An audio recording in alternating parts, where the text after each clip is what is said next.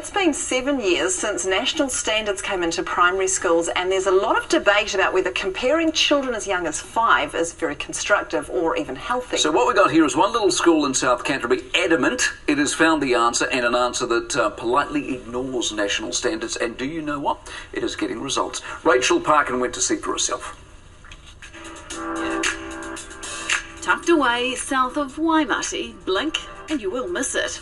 But these Waihao Downs kids wouldn't miss school for the world. The kids adore school. They run in from the bus. They can't wait to get here. 5 years ago, they got a new assignment, an American learning system originally for big people with dyslexia.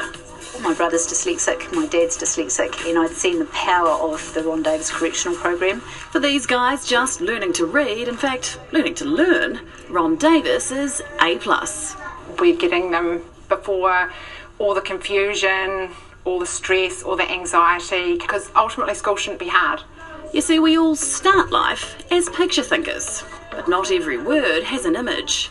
Right, touch the letters and say them. N-I-A-G-A. Good girl. Can you say it forwards now? A-G-A-I-N. Good. Charlie, can you spell it backwards for me? N-I-A-G-A. They can find the word, they can find the image in their mind. Before you can learn to read, you have to focus. And before you can focus, you sometimes need to calm down. Can you show me what release looks like? And you're feeling pretty calm and zen now? Yeah. Once that's sorted, it's time to turn your dial.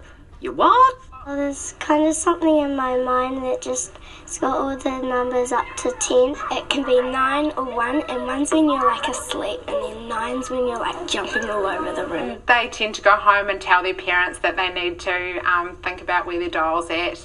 And How does that go down? Parents often come in with a bit of a chuckle. The idea is once a dial hits 5, a child's ready to learn.